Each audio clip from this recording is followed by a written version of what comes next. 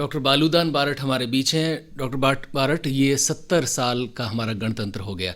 भारतीय गणतंत्र में क्या क्या विशेषताएं हैं?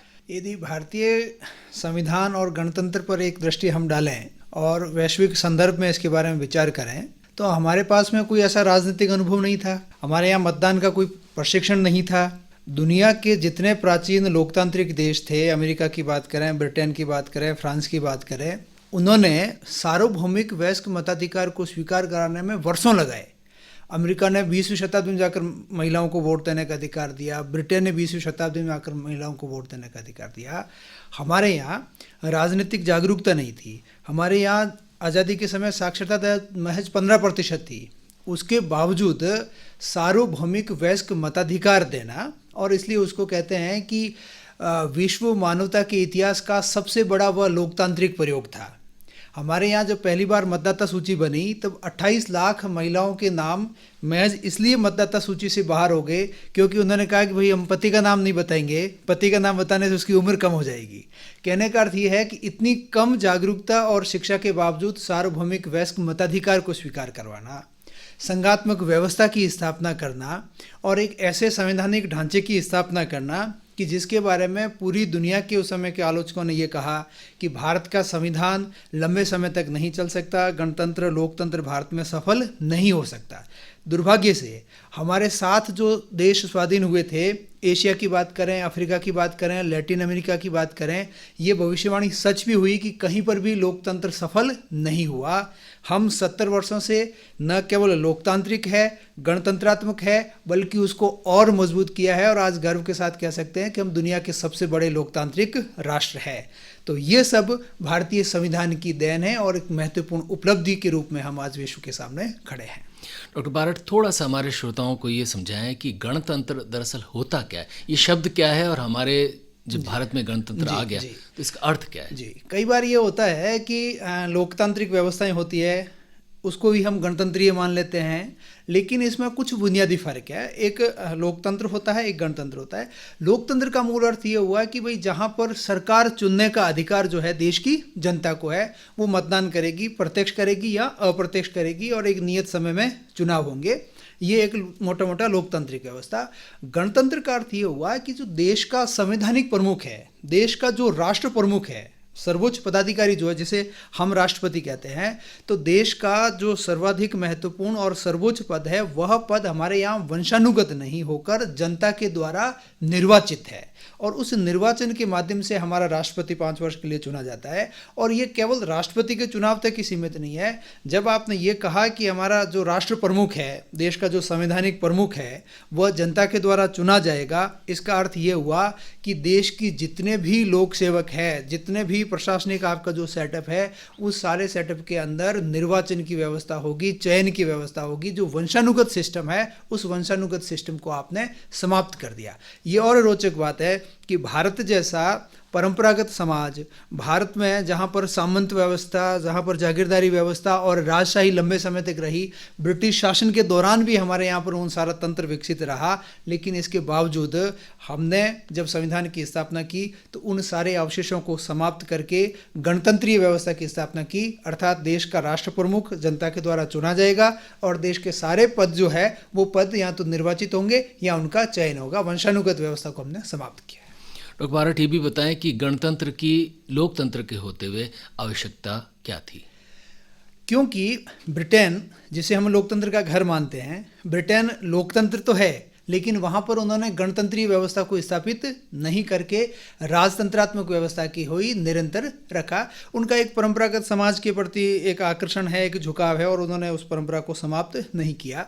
हमारे यहाँ चूंकि हम लंबी पराधीनता के बाद स्वाधीनता को प्राप्त किए थे और जनमानस के अंदर आम गांव, छोटे छोटे गांव तक और पूरा जो हमारा सिस्टम था वो सिस्टम सामंतवादी ढांचे में था, जागीरदारी व्यवस्था में था।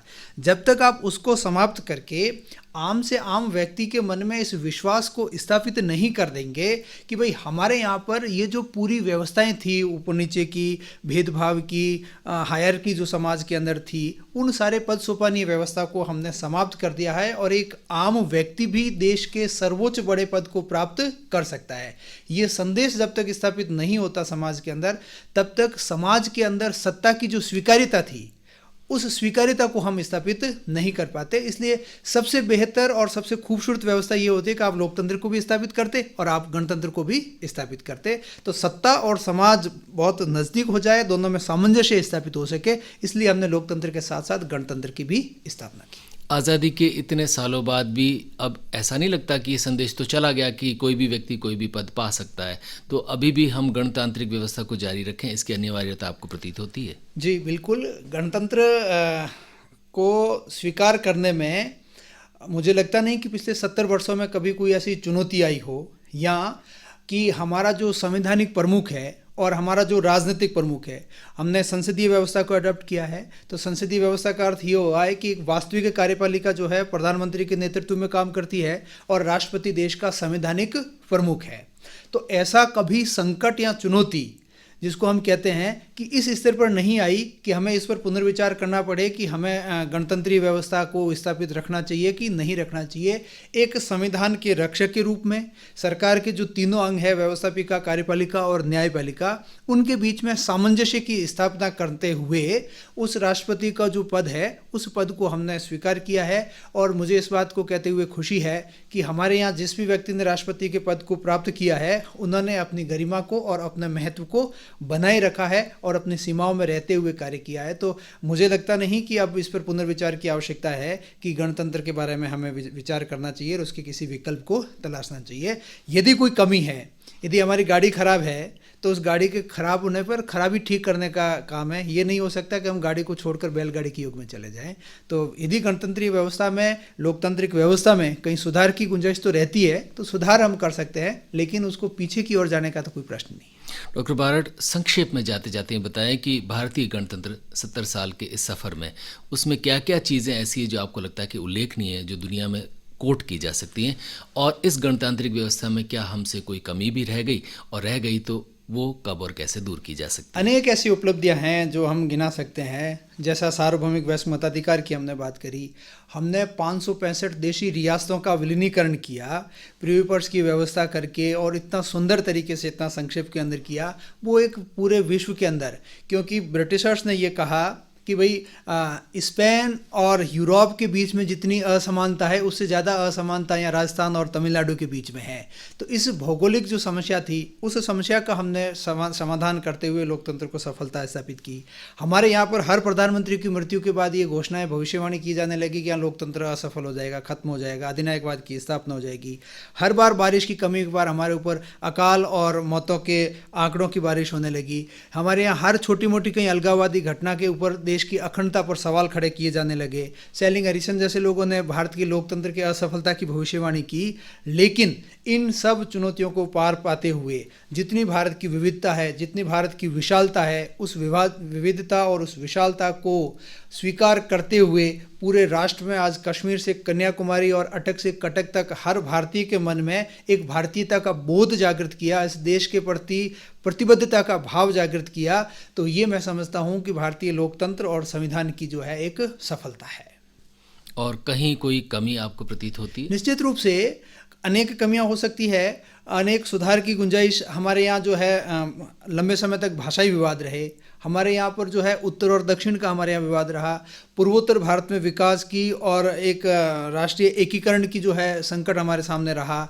कश्मीर को लेकर लंबे समय तक हम जो है दुविधा में रहे।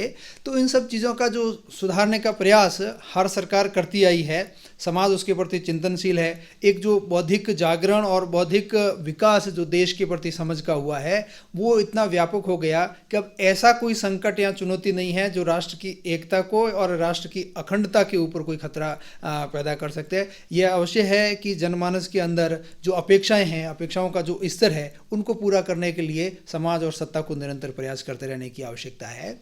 आइवर जेनिंग्स ने यह कहा था जब अमेरिका का संविधान बना 1787 में, 1787 में, तो उन्होंने कहा कि 1787 के बाद दुनिया की दूसरी कोई सबसे बड़ी राजनीतिक क्रांति है तो वह राजनीतिक क्रांति भारत के संविधान का बनना और उस संविधान का सफल होना। तो मुझे लगता है कि गणतंत्र दिवस पर हम सब इस बात के लिए बहुत गौरवान्वित महसूस करना चाहिए कि हमने इस गणतंत्र को, इस संविधान को और इस लोकतंत्र को इस मुकाम तक पहुंचाया है। डॉक्टर बालूदान बारठ, आपके साथ मिलकर भारतीय गणतंत्र की 70वीं वर्षगांठ पर करें सलाम।